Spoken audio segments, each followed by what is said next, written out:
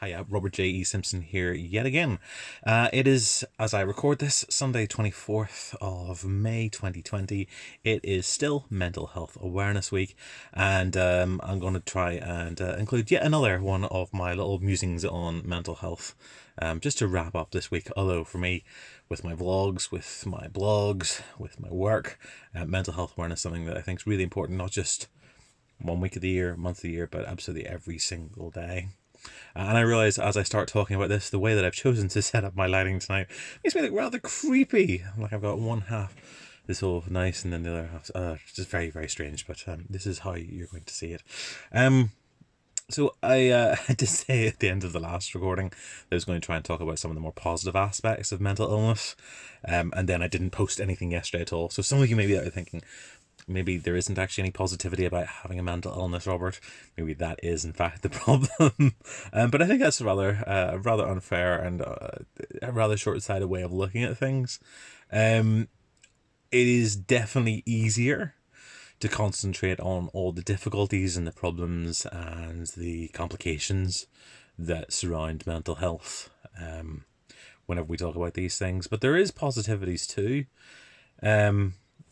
And I suppose the one that I feel most drawn to and that I do end up focusing on, which has been part of the conversation that I've been part of publicly, is around creativity and mental health. It is creativity itself, art, music, just generally making things, whether it be baking or whatever your particular thing is, or maybe you don't know what your thing is yet and you've yet to discover it. This could be a way to sort of secure things. Mental health and sort of art are inextricably linked, and it's one of the things that has definitely come to the fore as we've been going through the current pandemic situation. There is often the arts is a great way to relax, to unwind. It also helps to focus the mind and focus the attention.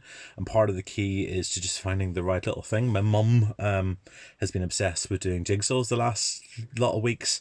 And there's something about that is just keeping her focused, giving the brain active and sort of just focusing in on things and sort of having to work through this logical problem. But it is detracting from some of the other stuff that's going on around or not going on around, as the case may be. Certainly a lot of my, I've tied this in with COVID, which I didn't necessarily mean to. A lot of my friends and stuff as well have taken up new interests and pursuits, and again, the arts has been a great release for them. I do think it's a stereotype that's often used. It's sort of, sometimes seems a little bit lazy, maybe to sort of think about things in this way, but there is definitely a link as well between creativity and mental health, not just in the sense that about it giving a clear pathway to, but some of those of us who've gone through long mental health issues have actually been incredibly creative, incredibly prolific, and inventive. And I think maybe what's behind all that sometimes is that there's a different way of seeing the world. There's a different way of seeing things, different way of experiencing things, that can make our experiences altered, more intense, sometimes more unique. And that has resulted in some amazing art, some amazing literature, some amazing music. And it seems to be a great way to sort of outpour on that. The show that I have been developing on comedy and mental health, which is more of a sort of, not quite a lecture. There'll be a version of it goes up on the Cine Punked podcast, hopefully in the next couple of days, as well. But that was designed for live shows and venues, and it's basically an ongoing conversation. It's also been an influence on a series of art pieces that I'm doing. But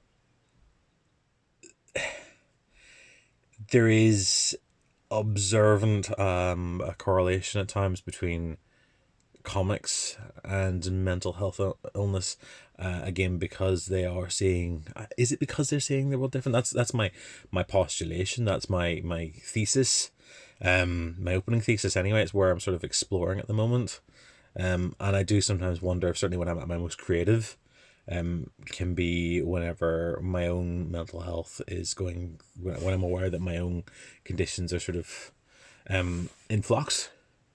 You know, there are certain points at which one needs to arrive, but it also can put a lot of pressure on you.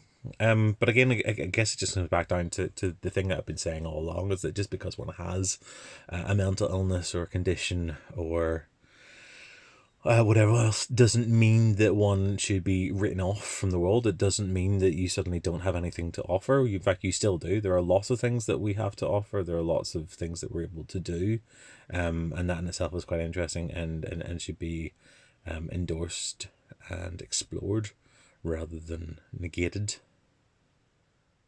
Yeah, I think that's where I'm at. But in terms of positivity, I guess the other side of it is that for me, being open about whatever I go through has allowed me to reach out and to get to know friends better. Strangely, I have found that many of my best friends have gone through or go through regularly some sort of mental health condition or illness. This goes back to the conversation the other day about terminology and how to talk about this. And I think that's quite interesting because usually about 9 times out of 10 when we've met, when we've had those first conversations, I've had no idea that there was something else at play, but we seem to be drawn to each other like moths to a flame, or me to lava lamps, I guess. There is definitely something there. And that in itself is whenever we start to talk and whenever we start to sort of exchange ideas with each other, there's been a much better bond there, a much better sense of understanding and sort of coming together. So friendships have been created as a result of sort of mental health for me. Projects have been created again as a result of sort of mental health concerns. All these things I think are incredibly positive, certainly on a personal level, and I would hope that for many more or out there, you know, if you're engaging with work that's been created by people who are in this sort of situation, or that you're able to open up likewise and find similar minds, and ultimately this is just all big part and parcel of sort of combining and I suppose saying we're all in it together, I guess. Yeah. So look, I know I missed one. I promised to do one every day this week. Apologies for that. In terms of me, look, the vlog will continue with occasional mental health strands within it. It is something that can take quite a lot out of me when I start thinking about too much. At the moment, there's a conscious decision on my part as well to not focus too much on some of the negative aspects. It's really important to be positive and to look towards the stuff that could be as well, although it's also really important to understand and accept the reality of what is.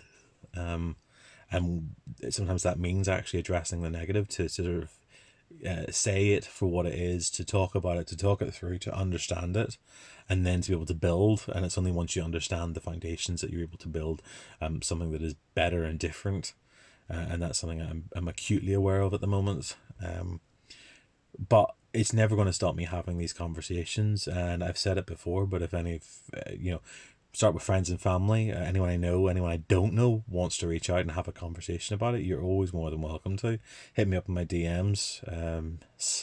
Just send me a private message.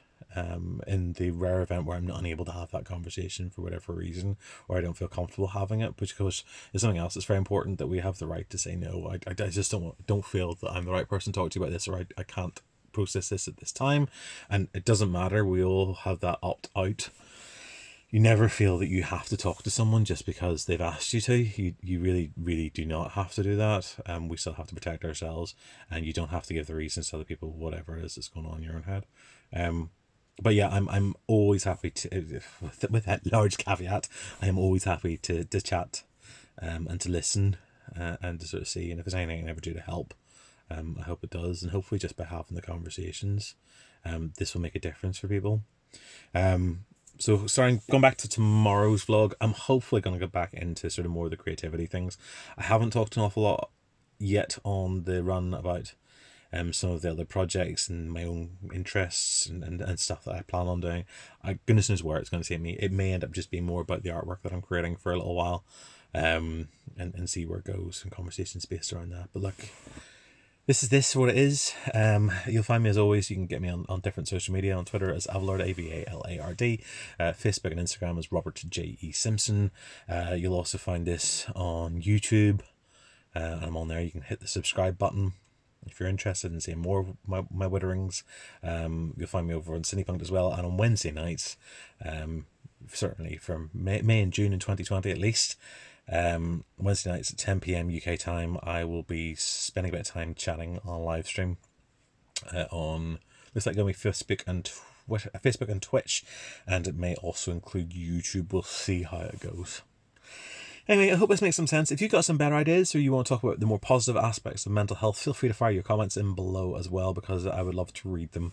It may help to inform further conversations and ideas, and I'm always very, very happy to take those on board. As I descend into this creepy darkness even further, I should be doing a horror, I feel like a horror monologue is what's appropriate right now. I'm going to disappear. But until the next time, take care of yourselves, and remember that this is not just a week of mental health, it's an everyday thing for all of us, and we should all be prepared and happy and accepting to talk about it on a regular basis. And it's important not just to talk about it, but also to listen. If someone's talking about your stuff, do try and keep your ears open, because the more we learn about ourselves, we learn about other people, and that involves just two-way conversation, not a monologue. Monologue out.